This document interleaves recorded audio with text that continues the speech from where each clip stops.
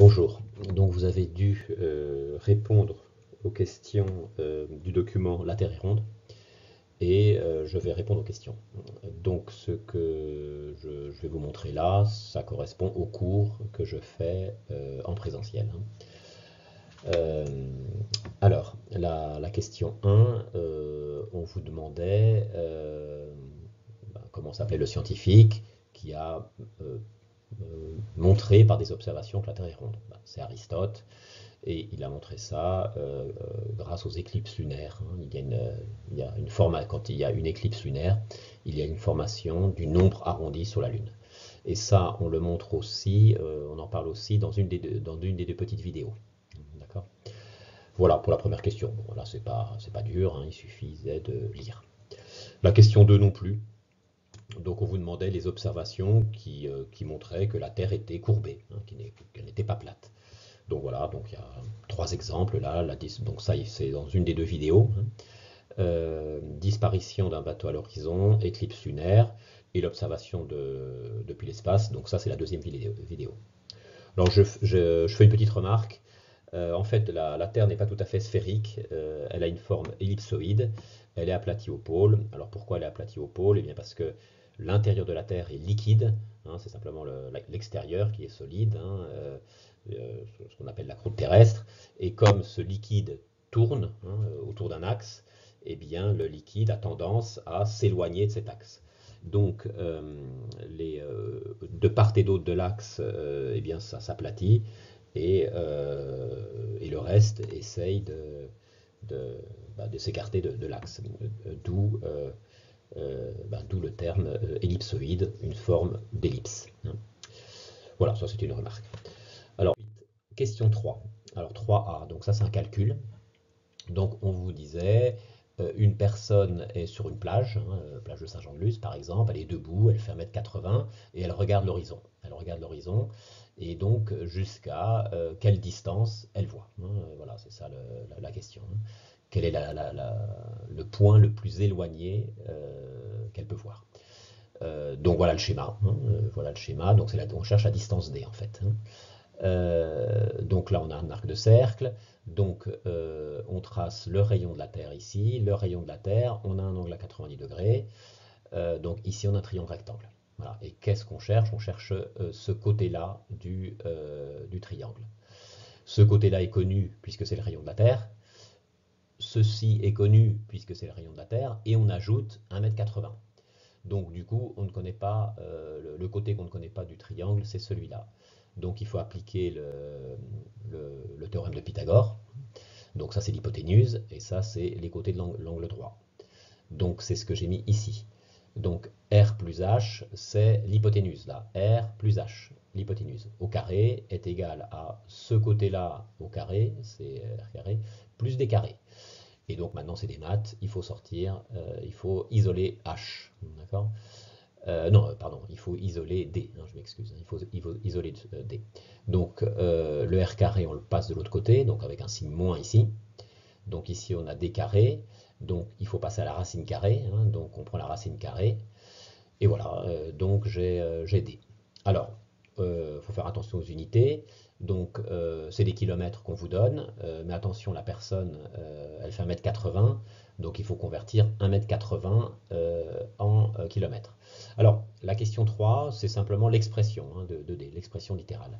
La question 3b, il faut faire le calcul.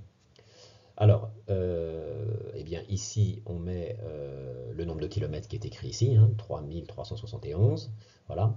H, eh bien, qu'il faut mettre en kilomètres, eh bien, c'est 1,8 10 puissance moins 3. Alors voilà, j'ai mis la conversion ici. 1 km correspond à 10 puissance 3 mètres.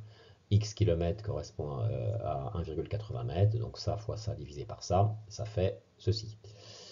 Et moins 6371 au carré qui est là. On met tout ça dans la calculatrice, on trouve en gros 5 km. Voilà. Et ensuite, on vous disait que si on augmente la distance, c'est-à-dire que si la personne est voilà, sur une falaise, mettons, hein, voilà, sur une falaise, là, sur la route de la Corniche, hein, allez, ça fait une trentaine de mètres, eh bien, quel est le point le plus éloigné, à quelle distance se trouve le point le plus éloigné sur l'horizon? Eh bien, à ce moment-là, dans la formule, il faut mettre, ici, il faut mettre 30, hein, à la place d'1,80 m, on met 30, et à ce moment-là, on trouve en gros 20 km. Et puis si on est sur une montagne, par exemple, si on est en haut de la Rune, hein, pour faire simple, et bien là, à ce moment-là, H est beaucoup plus grand, hein, H est beaucoup plus grand, et donc là, c'est 80 km. Donc la question 3C, ben, elle est assez logique. Eh bien, on vous demandait, ben, si H augmente, comment évolue grand D? Ben, si H augmente, eh ben, D augmente, hein, on l'a vu ici. Donc voilà pour la question 3C.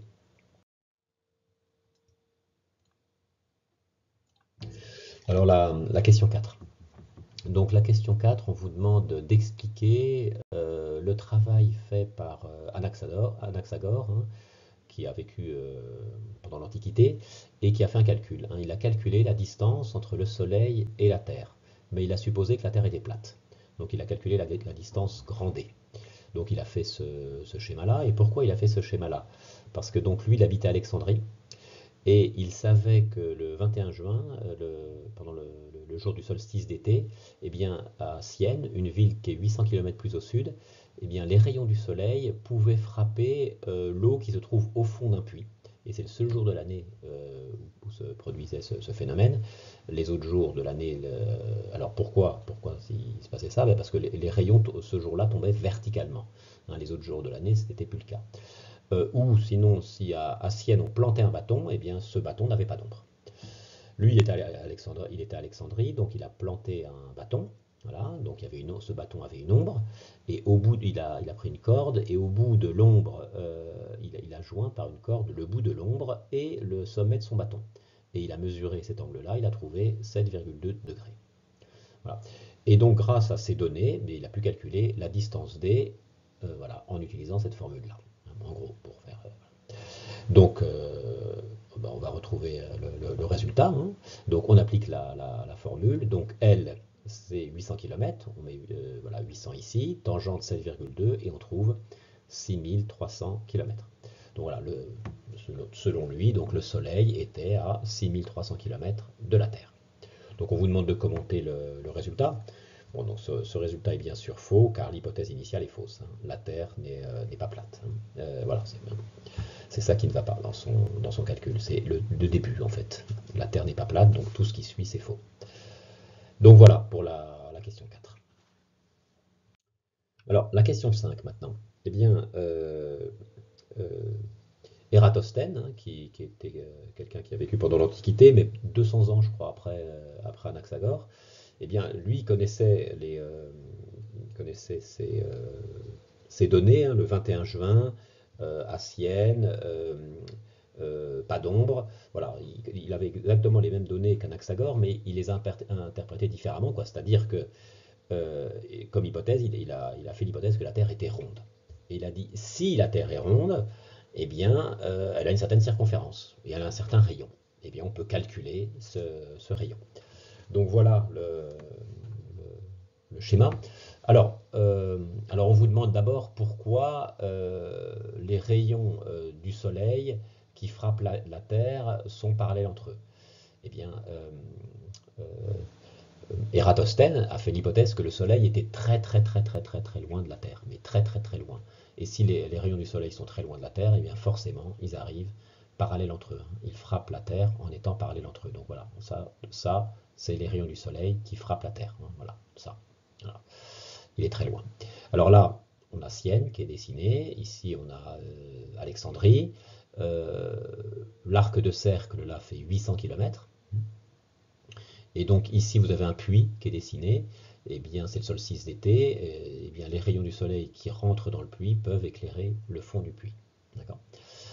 Ératosthène habitait Alexandrie. Il a planté un bâton, hein, donc ils appelaient ça un gnomon ou un gnomon, je ne sais pas comment on dit.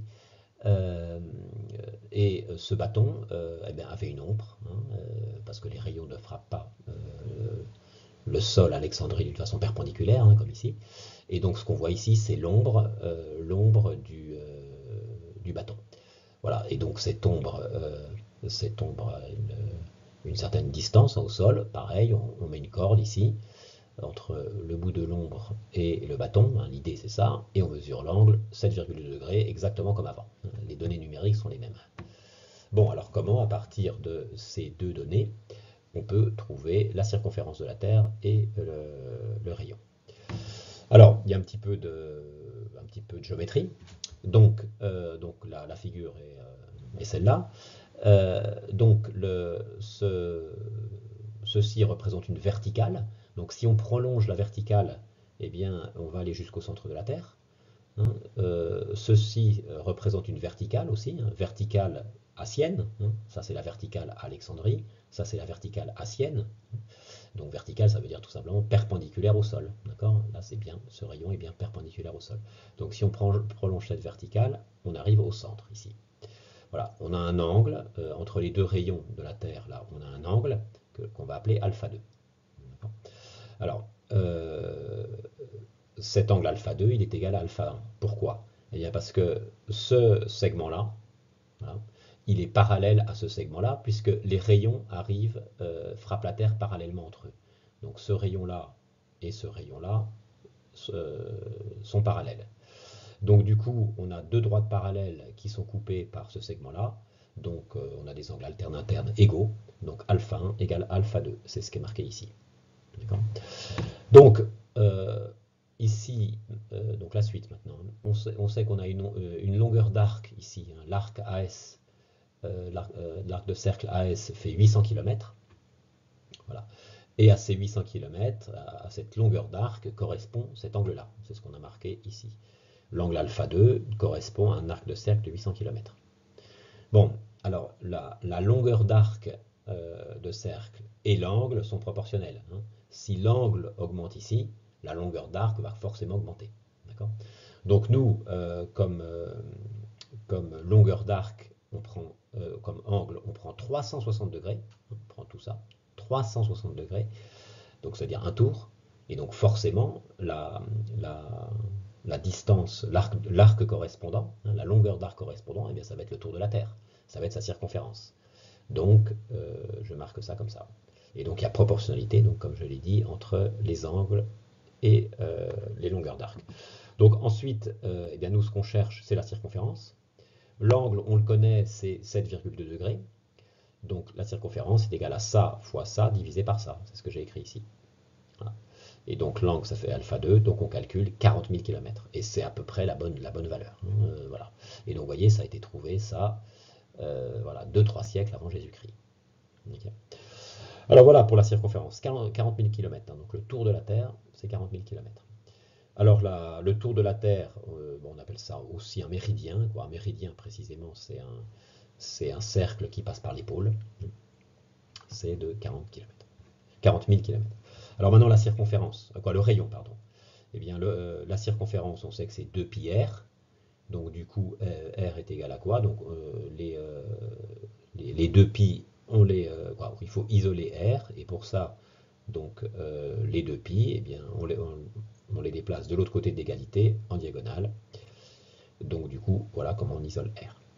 On calcule, donc ici on a 40 divisé par 2 pi, et donc ça fait 6366 km. Donc voilà pour la question 5. Alors là, la question 6, on vous demande de dire que parce qu'il y a une théorie qui s'appelle théorie platiste, donc ce sont des gens qui pensent que la Terre est plate. Et bien de dire que, voilà, d'expliquer que cette croyance est absurde. Alors pourquoi? L'idée générale, c'est que ces personnes confondent les faits, hein, les faits scientifiques et les opinions. Hein. Les faits, c'est quelque chose qui est prouvé par des expériences, voilà, par des mesures, voilà. Et les opinions, les suppositions, eh bien, c'est pas, voilà, c'est pas prouvé. Voilà. Donc voilà pour les réponses à ces questions.